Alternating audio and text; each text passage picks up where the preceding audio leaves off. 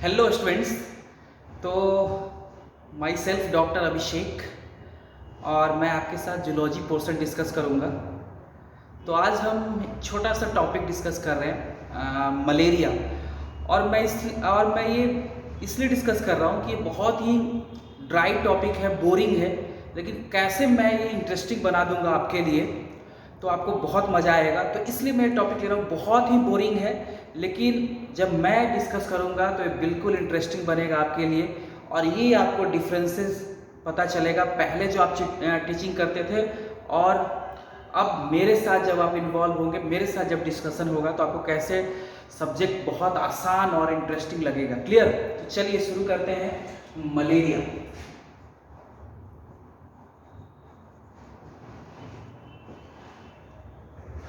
तो देखो बच्चों, दिल्ली आप लोगों में से बहुत लोग गए होंगे या नहीं भी गए होंगे तो जंतर मंतर का नाम आपने सुना होगा।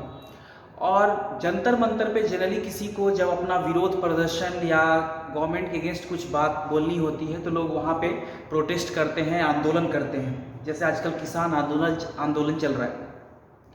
तो एक बार जंतर मंतर में हजारों की संख्या में मॉस्किटोज, तो बहुत संख्या में मॉस्किटोज क्या थे, आंदोलन कर रहे थे, प्रोटेस्ट कर रहे थे, गवर्नमेंट के अगेंस्ट धरने पे बैठे थे। हजारों की संख्या में मॉस्किटोज यानी मच्छर।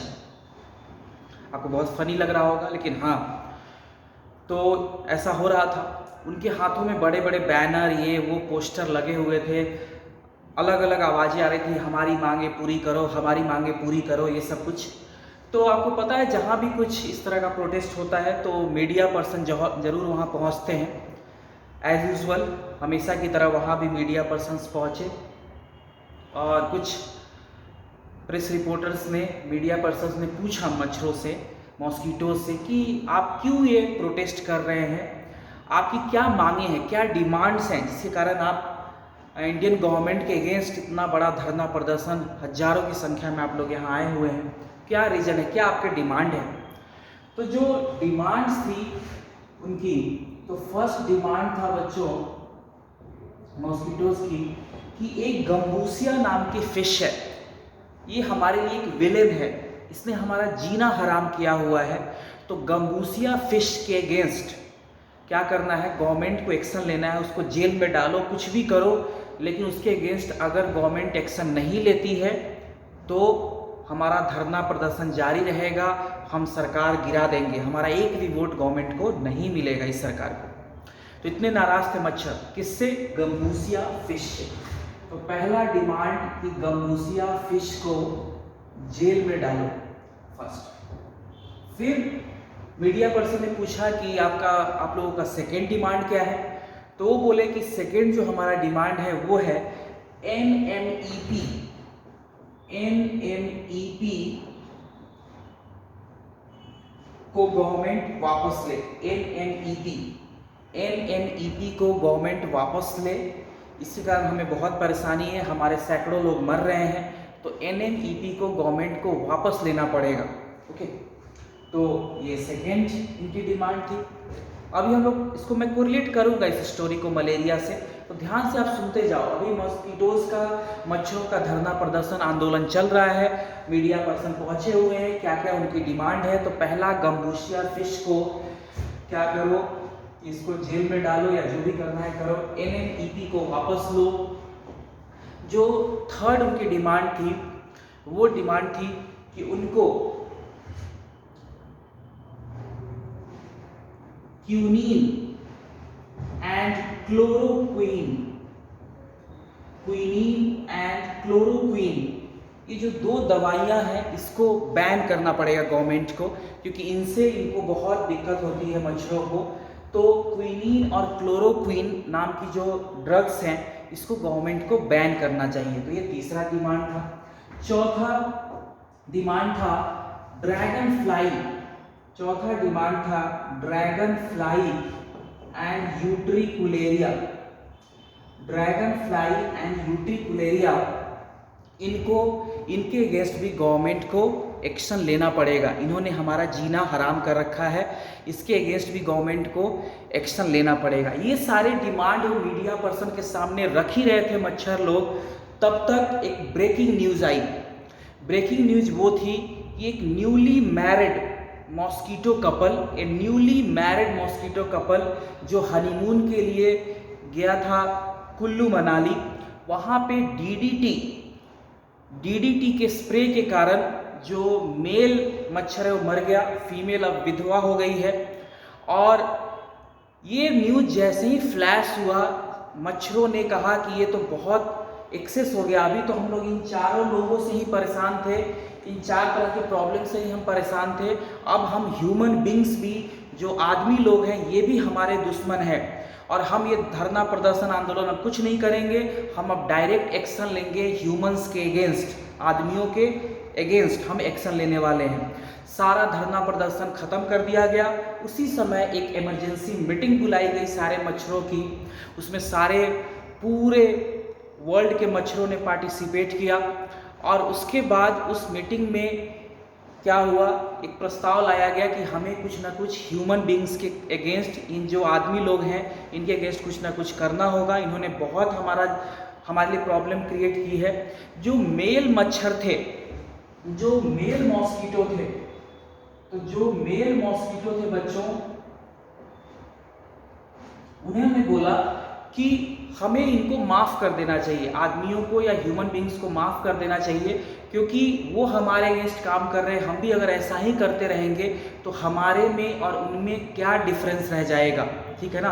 तो हमारे में और उनमें कोई डिफरेंस नहीं रह जाएगा, तो हमें हिंसा नहीं करनी चाहिए, हमें अहिंसा के धर्म पे चलना चाहिए और हमें जो मैन लोग हैं या जो भी ह्यूमन बींग्स हैं उनके अगेंस्ट कुछ नहीं करना चाहिए, हमें उन्हें माफ़ कर देना चाहिए। लेकिन जितने भी फीमेल मॉस्किटोज थी उन्होंने बोला नहीं, हम ऐसा नहीं होने देंगे। और खासकर फीमेल एनोफेलीज, तो फीमेल एनोफेलीज जो थी, उन्होंने क्या कहा कि हम तुम्हारे बातों से सहमत नहीं हैं, हम एग्री नहीं करते मेल मॉस्किटो से और हम ह्यूमंस के अगेंस्ट कुछ ना कुछ करेंगे। और वो सारी फीमेल एनोफेलीज पहुंची एक कॉन्ट्रैक्ट किलर के पास, ये आपको दिख रहा है, एक मैं देख लूँ, सारी पहुंची एक कॉन्ट्रैक्ट किलर के पास जिसका नाम था प्लाज्मोडियम। ये कॉन्ट्रैक्ट किलर था जिसका नाम था प्लाज्मोडियम। ओके, तो ये कॉन्ट्रैक्ट किलर के पास पहुंची जिसका नाम था प्लाज्मोडियम। ये फीमेल एनोफेलिस गई और बोली हम तुम्हें बहुत पैसा देंगे, जो कहोगे वो देंगे, लेकिन तुम्हें कुछ ना कुछ इन आदमियों के अगेंस्ट करना पड़ेगा, इनका जीना हराम करना पड़ेगा। किससे बोला? प्लाज्मोडियम से। प्लाज्मोडियम बोला देखो मैं ह्यूमंस का बहुत कुछ बिगाड़ सकता हूँ, लेकिन प्रॉब्लम यह है कि मैं चल फिर नहीं सकता। चल फिर इसलिए नहीं सकता क्योंकि मेरे पास लोकोमोटरी ऑर्गन्स नहीं हैं।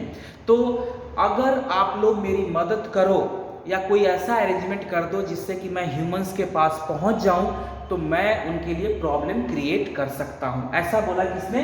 प्लाज्मोडियम ने, जो कि एक कॉन्ट्रैक्ट किलर था। अब प्लाज्मोडियम को बोला, अब फीमेल एनोफेलिस ने बोला नो प्रॉब्लम, हम तुम्हें एक वेक्टर, हम तुम्हें एक टैक्सी का इंतजाम करेंगे, मतलब हम ही टैक्सी बनेंगे तुम्हारे। टैक्सी मतलब कैरियर, जो एक जगह से दूसरी जगह लेके जाता है। तो बोला कि जैसे टैक्सी चलती है वैसे हम क्या करेंगे, तुम्हारा टैक्सी बनेंगे प्लाज्मोडियम का, और हम तुम्हें कैरी करके ले जाएंगे। फीमेल एनोफेलिस बोल रही है सारा कुछ, और तुम्हें ह्यूमन बींग्स में हम पहुंचा देंगे। ये रहा गारंटी। लेकिन ये है कि तुम्हें हमें कोई हार्म नहीं पहुंचाना पड़ेगा। जब हम तुम्हें कैरी करके ले जाएंगे तो तुम हमें कोई हार्म नहीं पहुंचाओगे। तो इनके बीच एक MOU या कह लो एक कॉन्ट्रैक्ट साइन हुआ बिटवीन द फीमेल एनोफेलिस और प्लाज्मोडियम। फीमेल एनोफेलिस इसको कैरी करेगी और ह्यूमन बींग्स तक पहुंचाएगी। किसको? प्लाज्मोडियम को। लेकिन प्लाज्मोडियम इसके बदले में ह्यूमंस में कुछ ना कुछ प्रॉब्लम क्रिएट करेगा। वो देखते हैं क्या करेगा। और ये लेकिन कुछ ना कुछ मतलब जनरली क्या, जो भी प्रॉब्लम क्रिएट करेगा ह्यूमंस में, वो फीमेल एनोफेलिस में नहीं होना चाहिए ऐसा कुछ। तो ये कॉन्ट्रैक्ट साइन हुआ कि ये फीमेल एनोफिलीज प्लाज्मोडियम को पहुंचा देंगी ह्यूमन बींग्स में, और जो प्लाज्मोडियम है इनको कोई हार्म नहीं पहुंचाएगा उस पहुंचाने के दौरान, क्योंकि एक कॉन्ट्रैक्ट किलर है, पागल आदमी कुछ भी कर सकता है। क्लियर, समझ में आया बच्चों? और उस समय से प्लाज्मोडियम गया और ह्यूमन बींग्स में इन्फेक्शन कॉज करने लगा और उसके कारण डिजीज कॉज करने लगा। वो डिजीज था मलेरिया। तो Plasmodium is the causative agent of malaria. तो ये मलेरिया कॉज करने लगा। ठीक है, हाँ ये याद रखना है कि फीमेल एनोफिलीज में कोई भी डिजीज ये कॉज नहीं करता है। तो ये स्टोरी आपको आपने सुना, आपको आई थिंक आपको समझ में आया होगा ये स्टोरी। अब स्टोरी को मलेरिया से कैसे कोरिलेट करना है बच्चों, तो ये ध्यान रखो आप। तो ये जो गम्बूसिया फिश है it is larvicidal, it is larvicidal fish.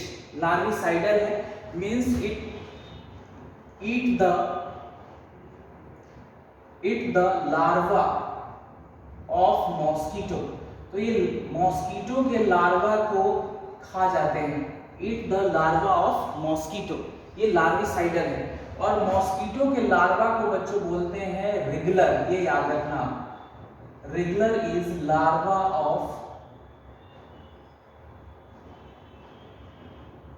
Of mosquito. तो जो लार्वा होता है मॉस्किटो का उसको क्या बोलते हैं, उसको बोलते हैं रिगलर। तो उसको बोलते हैं हम लोग रिगलर। क्लियर, तो ये ध्यान रखना। उसके बाद यानी गम्बूसिया जो फिश होती है वो लार्विसाइडल होती है और ये मॉस्किटोज के लार्वा को खा जाते हैं। दूसरा NNEP क्या था बच्चों? NNEP is national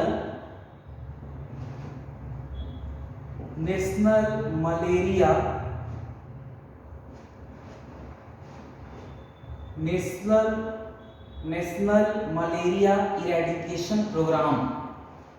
it is the full form of NNEP, national malaria eradication programme. ये 1953 में सेंट्रल गवर्नमेंट ने या इंडियन गवर्नमेंट बोलो आप, उन्होंने स्टार्ट किया था 1953, जिसमें DDT का स्प्रे, BHC का स्प्रे किया जाता था जिससे कि मच्छर डिस्ट्रॉय हो, वो मरे और उनका लार्वा भी डिस्ट्रॉय हो। तो NNEP is national malaria eradication programme. ये 1953 में इंडियन गवर्नमेंट ने स्टार्ट किया था। अब जो क्विनीन एंड क्लोरोक्विन है, quinine is both are drugs for malaria. तो दोनों मलेरिया के ट्रीटमेंट्स के लिए में यूज होते हैं। These are the drugs use for treatment of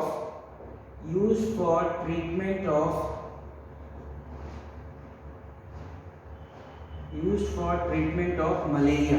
तो ये वो ड्रग्स हैं जो मलेरिया के ट्रीटमेंट के लिए यूज होते हैं। क्विनीन जो है ये सिंकोना, ये ऑब्टेन होता है बार्क ऑफ सिंकोना ट्री। तो सिंकोना ट्री जो है एक ट्री है, उसके बार्क से क्विनीन हम ऑब्टेन करते हैं, मतलब it is a plant source. Chloroquine को बनाया जाता है, फार्मास्यूटिकल कंपनीज बनाती हैं। तो दोनों ड्रग्स हैं किसके लिए? मलेरिया के ट्रीटमेंट के लिए। याद रखना क्विनीन जो है it is obtain from bark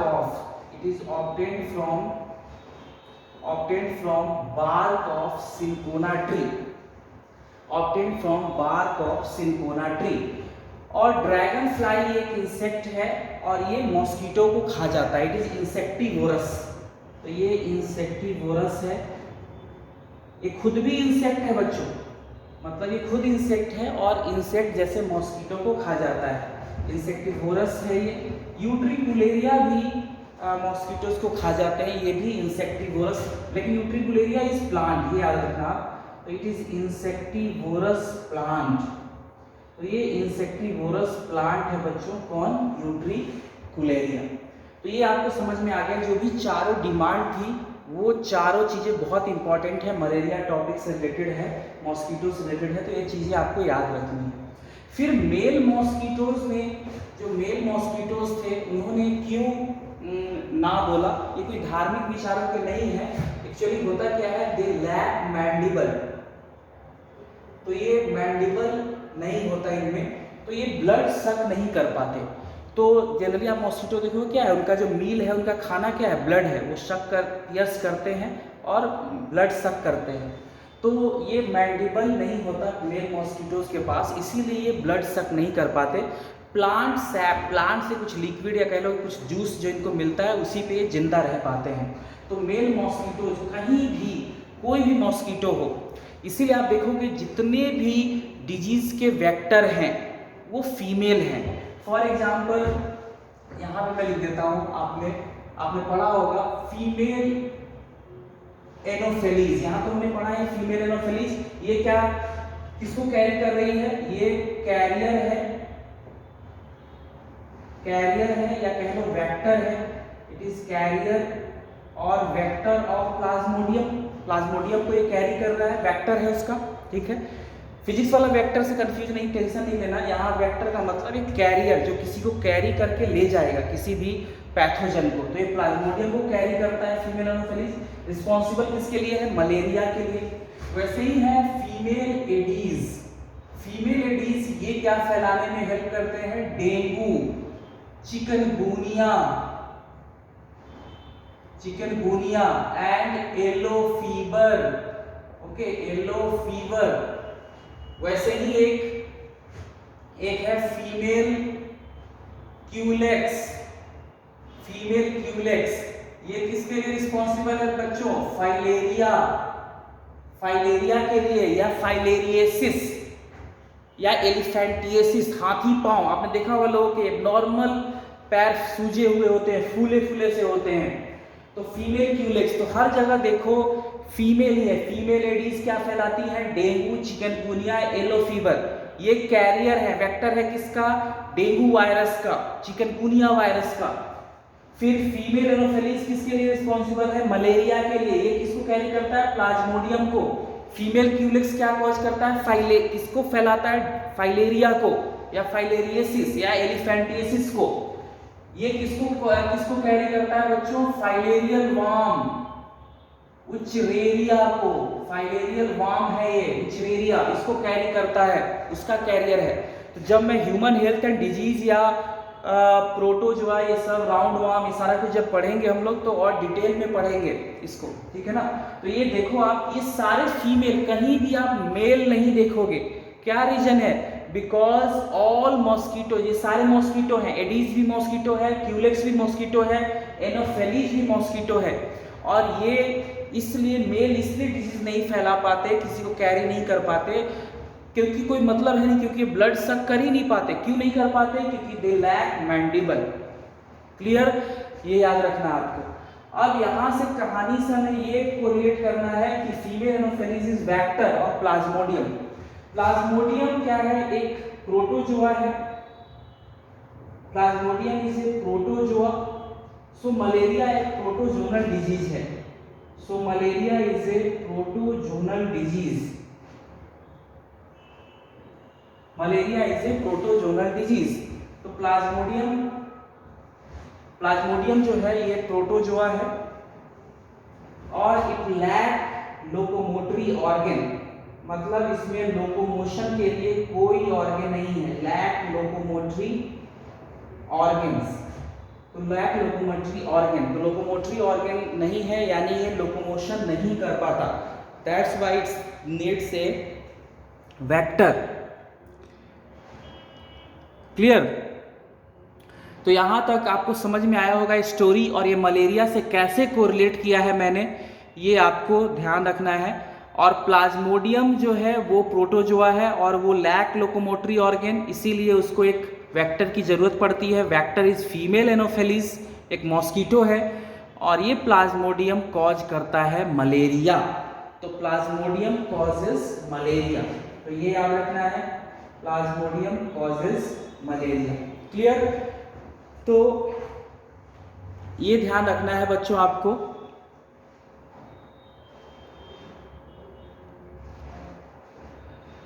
इसको आप नोट कर लो। आप इसको मैं रब करता हूं और इससे आगे अपन कंटिन्यू करते हैं। तो इसको आपने अगर नोट कर लिया हो, इसको वीडियो पॉज करके भी आप नोट कर सकते हो। तो इसको मैं अब रब करता हूं।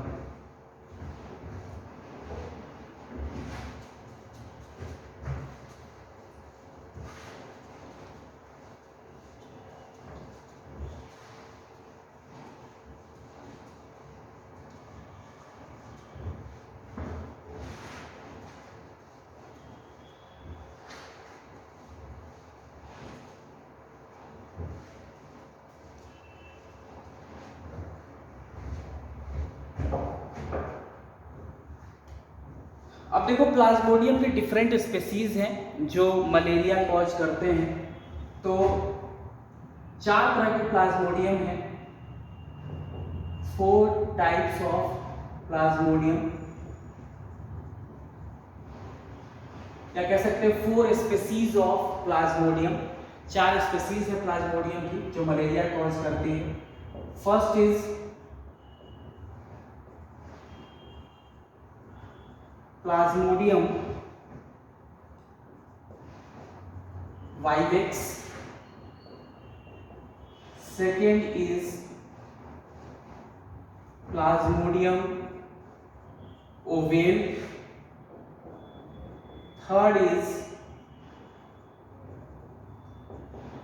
Plasmodium falciparum,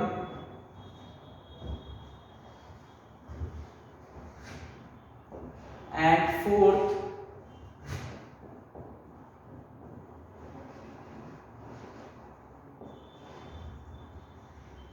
Plasmodium malaria. तो 4 टाइप्स है प्लाज्मोडियम के, या कह सकते हो डिफरेंट स्पेसीज है प्लाज्मोडियम के जो मलेरिया कॉज करते हैं। क्लियर? उसके बाद देखो जो प्लाज्मोडियम है बच्चों, plasmodium is a digenetic parasite. Digenetic parasite है plasmodium. Plasmodium is a digenetic parasite. अब पैरासाइट आपको समझ में आना चाहिए, पैरासाइट क्या होता है। तो देखो पैरासाइट वो ऑर्गेनिज्म या एनिमल है जो किसी दूसरे ऑर्गेनिज्म पे डिपेंड करते हैं, फूड के लिए, शेल्टर के लिए, खाने के लिए, रहने के लिए, या किसी और पर्पस से। ठीक है, कभी कभी कुछ ऐसे पैरासाइट हैं जो हमसे कुछ नहीं लेते, मतलब वो होस्ट से कुछ नहीं लेते, ऐसे ही रहते हैं बस सिंपली शेल्टर के लिए। तो पैरासाइट वो ऑर्गेनिज्म है जो किसी दूसरे ऑर्गेनिज्म पे डिपेंड करते हैं किसी पर्पस के लिए, उनको बोलते हैं हम पैरासाइट। और जिस पे ये डिपेंड करते हैं उनको हम बोलते हैं होस्ट। ओके, तो उस ऑर्गेनिज्म पे जिस पे ये डिपेंड करते हैं उसको बोलते हैं होस्ट। और पैरासाइट वो ऑर्गेनिज्म है जो किसी अदर ऑर्गेनिज्म पे डिपेंड करते हैं या होस्ट पे वो डिपेंड करते हैं फॉर शेल्टर और फूड। तो पहले देखते हैं पैरासाइट क्या है। तो parasites are those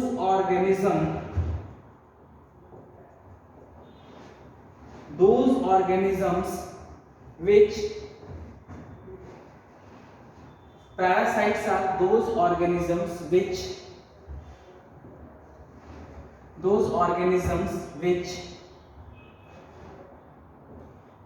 depend on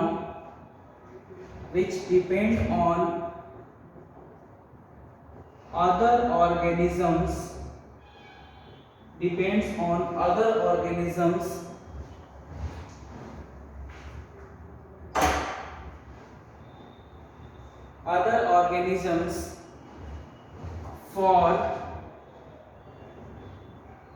food and shelter, तो उनको बोलते हैं पैरासाइट। अब डाइजेनेटिक का मतलब क्या है? डाई मीन्स टू, बाई या डाई आपको पता है, 2 वर्ड टू के लिए यूज करते हैं हम, बाई या डाई। डाइजेनेटिक का मतलब जो 2 होस्ट में अपना लाइफ साइकिल कंप्लीट करता हो, या जो पैरासाइट 2 होस्ट पे डिपेंडेंट हो अपनी लाइफ को कंप्लीट कराने के लिए, अपनी लाइफ को चलाने के लिए। तो जो 2 होस्ट पे डिपेंड करते हैं उनको बोलते हैं डाइजेनेटिक। इसका उल्टा है मोनोजेनेटिक। पहले डाइजेनेटिक समझ लेते हैं, फिर हम मोनोजेनेटिक भी आपको बता दूंगा।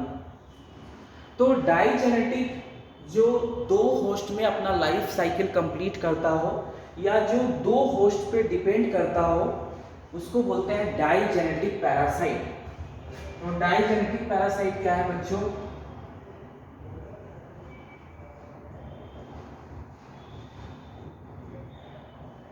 तो डाइजेनेटिक पैरासाइट क्या है?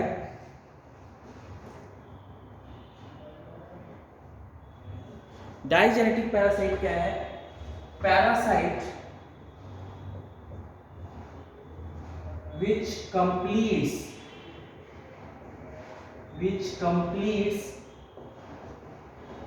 its life cycle in two hosts. तो parasite which completes its life cycle in two host. Host वो ऑर्गेनिज्म है जिस पे पैरासाइट डिपेंड करता है. तो डाइजेनेटिक पैरासाइट मतलब parasite which complete its life cycle in two host. Di means two. Okay, समझ में आया आपको? तो यहाँ यानी प्लाज्मोडियम क्या है? डाइजेनेटिक है, यानी ये दो होस्ट पे डिपेंड करेगा. जो पहला होस्ट होता है उसको हम बोलते हैं प्राइमरी होस्ट. पहले को बोलते हैं हम प्राइमरी होस्ट. इसका दूसरा नाम भी है प्राइमरी होस्ट या डिफिनेटिव होस्ट. प्राइमरी होस्ट या definitive host. Second is secondary और इंटरमीडिएट. सेकेंडरी और इंटरमीडिएट होस्ट. तो दो होस्ट हैं. एक होस्ट को बोलते हैं प्राइमरी होस्ट या डिफिनेटिव होस्ट. दोनों एक ही नाम, एक ही चीज है, अलग अलग नाम है. सेकेंडरी को बोलते हैं इंटरमीडिएट भी. तो दो तरह के होस्ट हो गए किसमें? प्लाज्मोडियम में, प्राइमरी एंड सेकेंडरी. अब यहाँ जो प्राइमरी होस्ट है दैट इज फीमेल एनोफेलिस. यहाँ जो प्राइमरी होस्ट है फीमेल एनोफेलिस है. सेकेंडरी और इंटरमीडिएट होस्ट कौन है? ह्यूमन बींग्स, हम लोग हैं. ह्यूमन बींग्स और humans, these are secondary host. अब आप बोलोगे कि सर ह्यूमंस को प्राइमरी होस्ट क्यों नहीं बोला, या फीमेल एनोफेलिस को सेकेंडरी क्यों नहीं बोला? तो देखो, प्राइमरी होस्ट जहां भी पैरासाइट है, प्राइमरी होस्ट वो होस्ट होगा जहां पे फर्टिलाइजेशन यानी सेक्सुअल रिप्रोडक्शन परफॉर्म होगा और उस पैरासाइट का डेवलपमेंट होगा. तो जहां भी फर्टिलाइजेशन हो और डेवलपमेंट हो उसको बोलते हैं प्राइमरी होस्ट. क्लियर? यानी सेक्सुअल स्टेजेस कंप्लीट होती हैं, सेक्सुअल स्टेजेस लाइफ की कंप्लीट होती हैं जिस होस्ट में, उसको बोलते हैं प्राइमरी होस्ट. तो प्राइमरी होस्ट वो है जहां पे फर्टिलाइजेशन हो रहा है, फर्टिलाइजेशन हो रहा है उस पैरासाइट का, और उसी पैरासाइट का डेवलपमेंट भी हो रहा है. उसी पैरासाइट का डेवलपमेंट भी हो रहा है.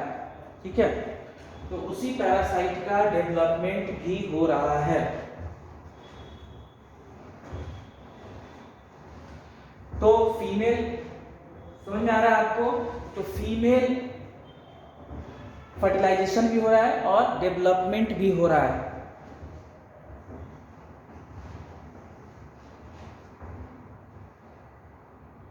ठीक है, तो फर्टिलाइजेशन भी होगा, डेवलपमेंट होगा. ऐसा जिसमें हो उसको प्राइमरी या डेफिनेटिव होस्ट बोलते हैं. जो सेकेंडरी या इंटरमीडिएट होस्ट है ह्यूमन बींग्स, यहाँ पे एसेक्सुअल, मतलब ये ध्यान रखना प्लाज्मोडियम में सेक्सुअल रिप्रोडक्शन भी होता है, एसेक्सुअल रिप्रोडक्शन भी होता है. ये ध्यान रखने वाली बात है, यूनिक है. तो प्लाज्मोडियम में सेक्सुअल रिप्रोडक्शन भी है, एसेक्सुअल रिप्रोडक्शन है. तो एसेक्सुअल रिप्रोडक्शन में जो स्टेजेस बनेंगी, एसेक्सुअल रिप्रोडक्शन होगा तो कुछ ना कुछ बनेगा भाई ना, ऑर्गेनिज्म बनता है. तो एसेक्सुअल जो स्टेजेस हैं वो यहाँ चलती हैं, किसमें? ह्यूमन बींग्स में, हम लोगों में. तो इस कारण से ह्यूमंस क्या है? ह्यूमन जो है वो सेकेंडरी होस्ट हैं. क्लियर? तो इतना आपको पता चला. अब क्या है बच्चों, नेक्स्ट हम लोग डिस्कस करेंगे इसका लाइफ साइकिल, क्योंकि उसके लिए ज़्यादा टाइम लगेगा. तो इस वीडियो को देखो आप और ध्यान से समझो, नोट्स उस समय बनाने की कोशिश करो. और अगर आपको समझ में नहीं आता है कोई पॉइंट तो व्हाट्सअप करो मेरे को, फ़ोन कर सकते हो आप. ठीक है ना?